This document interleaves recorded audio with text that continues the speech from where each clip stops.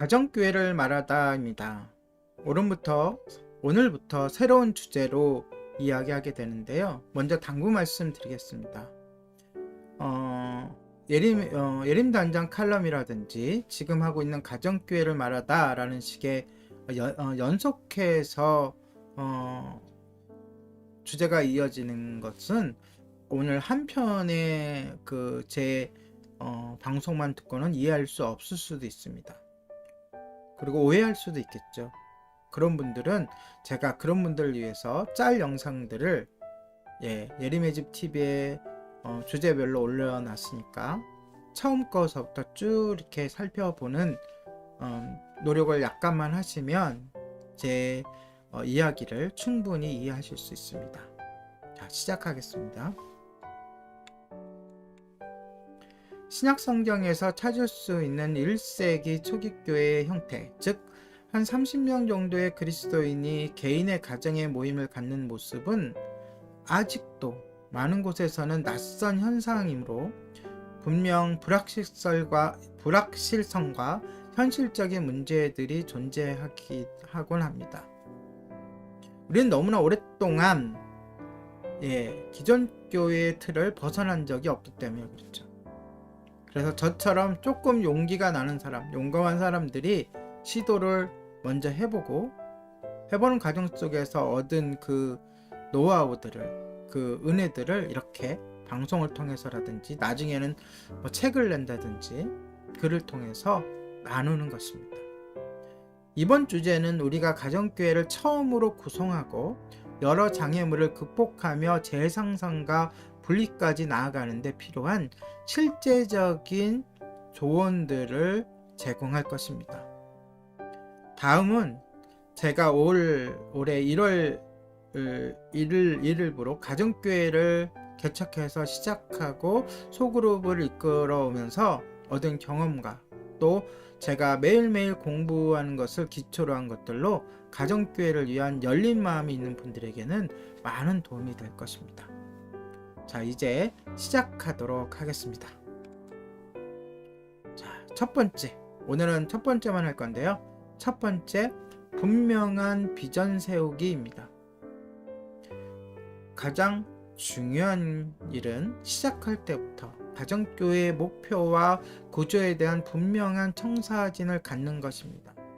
우리가 큰 교회, 기존 교회를 다닐 때에는 거기에 구성원들이 많으니까 또 각 직제별로 목사님이 계시고 또 장로님들, 집사님들, 또 사람들이 많이 있으니까 구역장도 있고요, 셀 리더들도 있고 하니까 그분에게 맡기고 우리는 동참만 하면 됐습니다. 그러나 가정교회를 시작하고자 한다면 우리 스스로가 거기에 직접적으로 관련되고 준비하고 진행하는 모든 일들 속에서 우리가 동참하고 힘을 발휘해야 하기 때문에 모든 가정교회를 구성하는 구성원들이 가정교회의 목표와 구조에 대한 분명한 청사진을 갖고 있어야 합니다. 그리고 이것이 다르면 안 되겠죠. 한 교회 내에서. 그렇죠? 다 함께 나누고 함께 공동된 목표와 청사진을 가지고 진행되어야 하겠죠. 우리는 교회의 실행 방침을 위한 최종 권위인 성경에 철저히 복종해야 합니다. 이것이 첫 번째로 우리가 가져야 될 마음가짐이에요. 성경에 철저히 복종하는 것. 성경적인 가정교회를 위해 최우선적이며 가장 중요한 것은 서로의 유익을 위해 모든 사람이 영적 은사를 발휘하는 열려있고 참여지향적인 모임이 되어야 한다는 것입니다. 이 점이 굉장히 어렵더라고요. 1년 동안 해보니까. 왜냐면 그동안 너무나도 우리가 타성에 젖어 있었죠.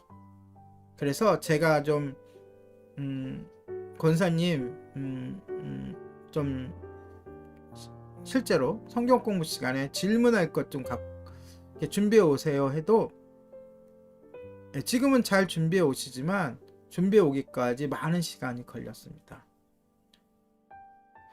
자, 이 가정교회 모임은 수동적인 다수를 위해 소수가 섬기는 모임도 아니고요. 단순히 누군가가 열린 마음으로 내어준 가정의 거실로 전통적인 주일 예배를 옮겨온 것도 아닙니다. 저는 지금도 예배를 드리면서 예배를 인도할 때나 말씀을 증거할 때 앉아서 합니다. 처음엔 제 스스로도 좀 어색하고 그랬어요. 근데 앉아서 하는 게 적은 인원이 모였을 때 더 친밀해지고 더 잘 전할 수가 있고 잘 받아들일 수 있다면 앉아서 하는 거죠.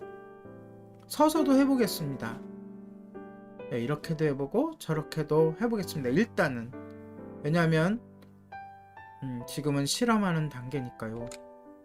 또한 가정교회는 전통적인 교회의 단순한 기도 모임이나 성경 공부 그리고 셀 모임을 덧붙여 놓은 것도 아닙니다. 다시 환기하자면 신약성경 형태의 가정교회는 그 자체로서 모든 교회 역할을 가지고 있으면서 자유롭게 성찬과 세례, 결혼과 장례, 그리고 제자훈련을 할 수 있는 교회입니다. 지금 말은 쉽게 하지만 굉장히 이 과정은 힘든 과정이에요. 저희가 약 11개월 거쳐오면서 겨우 추수감사주일이 돼서야 성찬을 나누었습니다.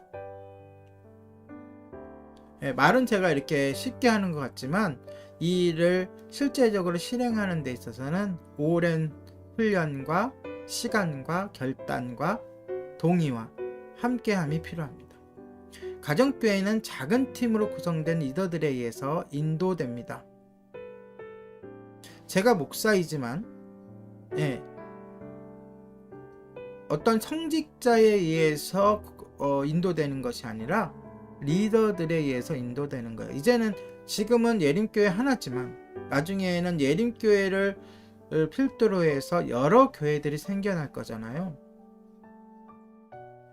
한 가정에 한 30명씩 모이는데 그 30명씩 모이는 가정이 한 10가정 있다고 생각해 보십시오.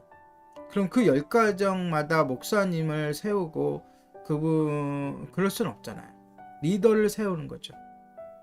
일단 자세한 것들은 넘어가고요.